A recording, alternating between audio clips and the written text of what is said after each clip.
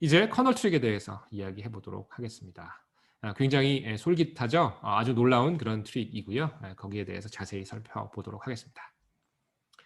자, 일단 커널이라는 것이 우리 머신러닝이나 아니면 공학이나 일반적으로 많이 등장을 해요. 예를 들면 뭐 CNN, Convolutional Neural Net, 거기서 필터를 커널이라고 부르기도 하죠. 근데 어쨌든 여기서 조금 다른 의미인데요.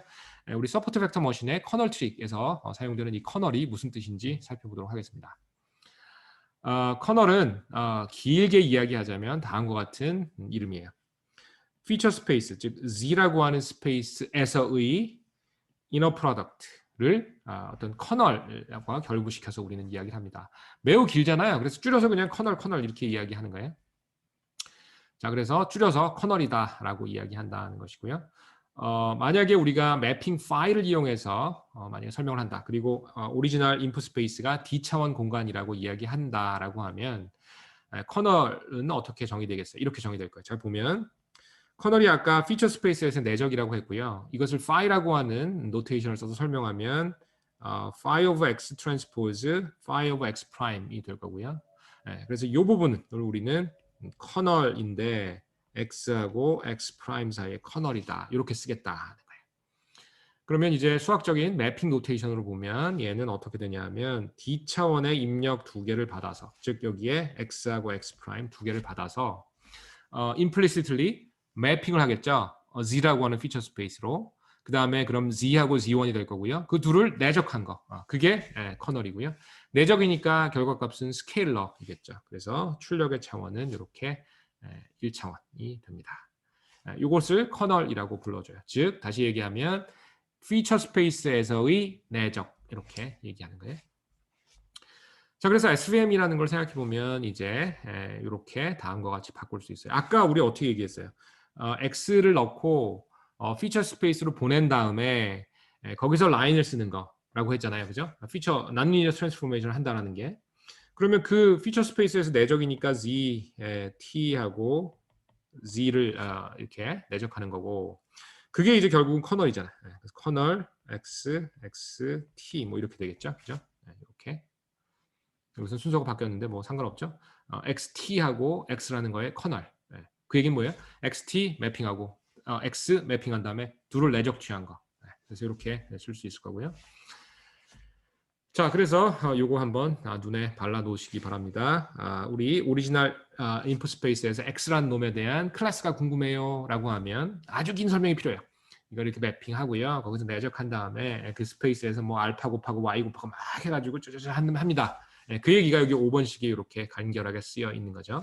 그래서 어쨌든 우리가 원하는 대로, 즉 non-linear transform을 하고 그 피처 스페이스에서 라인, SVM을 써갖고 나누겠다라는 그런 행위를 하기 위해서는 이렇게 커널을 구해줘야 된다라는 것으로 귀결이 되고요.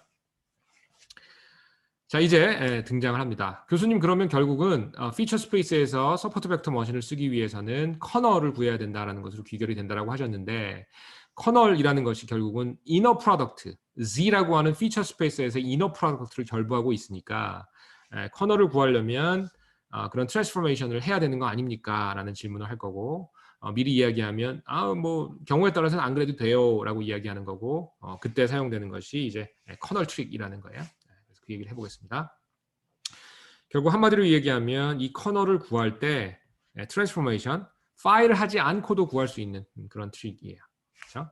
왜냐하면 경우에 따라서는 이 파일로 매핑하는 것 자체가 불가능한 그런 계산량을 요구하는 경우가 있어요. 예를 들면 이 파일이라고 하는 게 무한 차원의 어떤 스페이스를 내포하고 있을 때, 그렇죠?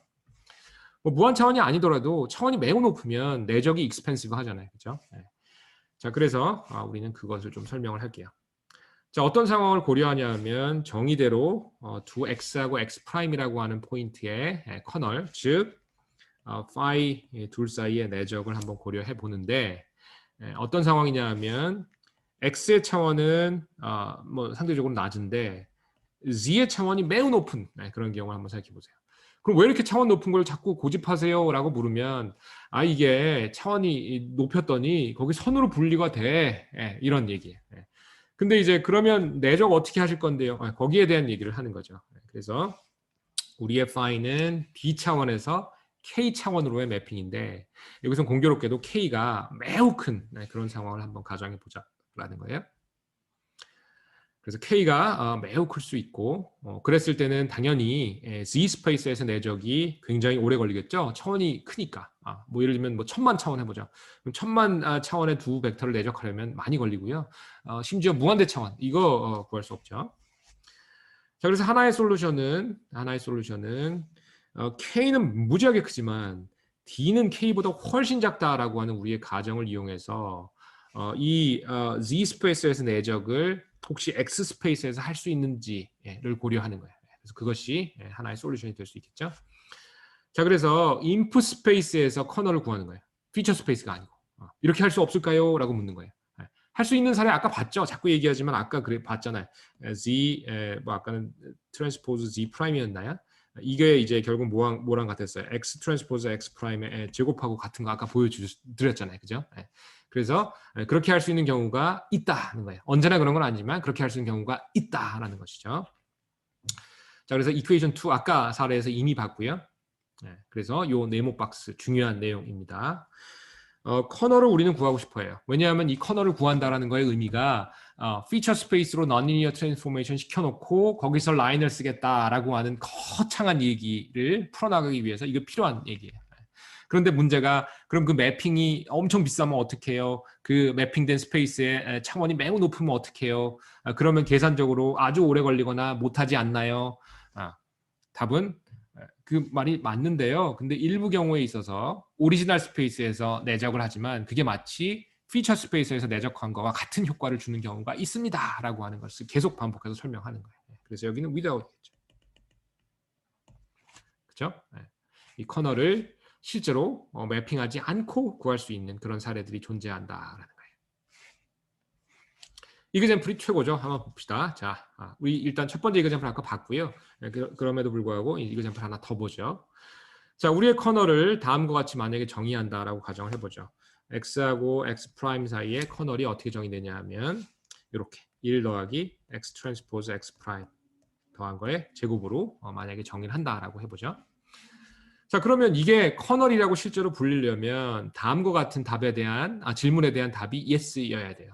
이것이 어떤 sum space, feature space에서의 어떤 inner product로 이제 우리가 볼 수 있나요? 라고 물어야 되죠. 거기에 대한 답이 일단 yes여야 돼요. 그래야 이게 커널이니까, 그죠? 자, 그래서 거기에 대한 답은 일단 yes이고요. 왜 그런지 보자. 자, 일단 이렇게 x라고 하는 게 이렇게 x1하고 x2 2차원이라고 가정을 하면 이렇게 쓸 수 있겠죠. 그 다음에 이거를 쭉 변형을 합니다. 그래서 여기에 x가 x1, x2 그리고 x 프라임은 x1 프라임, x2 프라임이라고 하는 것을 넣고 쭉 전개를 보면 이렇게 될 거고요. 그다음에 이거를 실제로 새로운 어떤 sum space에서의 내적이 됨을 보이기 위해서는 팩터라이즈를 해야 돼요. 이것으로부터 이것을 두 개 팩터로 정리해야 돼요. 뭐 인수분해라고 해야 되나요? 그래서 우리 옛날에 배웠던 인수분해가 여기서 유용하게 쓰입니다. 그래서 어떻게 하느냐? 이렇게 하면 되는데 그것이 이제 여러분의 살짝의 창의력이 필요한 그런 순간이죠. 그래서 어떻게 하면 되냐면 이렇게 하면 돼요. 1, x1의 제곱, x2의 제곱, 루트 2 x1, 루트 2 x2 그리고 뒤쪽에 이렇게 루트 2의 x1 곱하기 x2 그래서 이런 식이 시험에 나올 수 있죠. 그죠? 이렇게 되는데 이거 한번 찾아봐라 라고 이렇게 그래서 근데 좌우지간 이렇게 하면 위에 있는 요 내적이라고 하는 것을 두 개의 팩터로 우리는 모을 수 있고요. 그렇게 보면 당연히 위에서 이렇게 정의한 이것이 실제로 커널이다라는 답을 우리는 구할 수 있다는 거예요. 하나 더 이그젬플 보죠. 자, 이번에 역시 두 개의 인풋 스페이스에서 X 벡터 두 가지 고려하고요. 그 다음에 커널을 이렇게 정의하도록 합시다. 커널이 아니라 일단 K를 이렇게 정의하고 이게 실제 커널인지 아닌지 판정해 보도록 합시다. 이렇게 놓고 이게 밸리드 커널인가요? 물어야 돼요. 그 얘기는 뭐냐 하면 우리가 6번식과 같이 정의한 이런 매핑이 있는데 이것이 어떤 스페이스에서의 이너 프로덕트인가요? 라고 묻는다는 거죠. 답은 역시 yes입니다. 그래서 왜 그런지 한번 보죠. 자, 일단 위에서 정의한 거에다가 x를 어떻게 넣냐 하면 x1, x2 해서 쭉 해서 xd까지 이렇게 넣고요. x 프라임은 마찬가지로 x1 프라임 쭉 해서 xd 프라임까지 이렇게 넣어 볼게요. 그러면 이렇게 식을 변형할 수 있고 이렇게 변형할 수 있고 이거 잘 보면 맞죠? 요거 두 개가 새로운 피처 스페이스에서 어떤 그 z라면 둘을 내적하고 있잖아요 지금 맞죠? 그래서 답은 yes인 거고요. 우리가 만약에 d를 3이라고 해서 구체적인 사례를 한번 따져보면 이렇게 될 겁니다. 앞 페이지가 사실은 이게 z하고 z 프라임을 보여주고 있으니까 3차원으로 한정해서 넣으면 7번식과 같이 구할 수 있을 거예요. 그죠? 이렇게 그죠? x1, x1, x1, x2, x1, x3 그리고 x2, x1 뭐 이런 식으로 쭉 할 수 있을 거고요. 그 다음에 각각의 매핑 phi x하고 phi x 프라임 이거 구하는데 시간이 얼마나 걸릴까요? d 측면으로 보면 d 스퀘어만큼 걸리겠죠. 그죠? 왜냐하면 이렇게 두 개씩 뽑아줘야 되니까 두 개씩 뽑을 수 있는 경우의 수를 생각해 보면 d 곱하기 d, 즉 5의 d 스퀘어 타임만큼 소요가 될 겁니다. 그래서 매핑을 한다면 당연히 d가 커지면 이거 값 매우 커질 거예요. 자, 비교해서 오리지널 스페이스에서 만약에 이 커널 값을 구할 수 있다면 얼마가 들까요? 뭐 아까 오리지널 스페이스로 가보죠. 오리지널 스페이스로 가보면 여기니까 이거죠. 그죠? x하고 x 프라임 구한 다음에 둘을 곱하고 그런데 그 텀의 숫자는 d개만큼만 있겠죠. 그래서 만약에 매핑을 안 하고 구할 수 있다면 우리는 OD 타임에 가능한 거예요. 그렇죠? 그래서 이거는 expensive 그죠? 아래에 있는 건 상대적으로 취입하겠죠. 그래서 이것이 우리가 non-linear transformation을 하지 않고 오리지널 스페이스에서 했을 때 장점이 되는 거죠. 여기서 d가 3으로 작았지만 d가 무한대가 될 수 있다는 거예요. 그래서 그 예제가 이제 따라 나옵니다.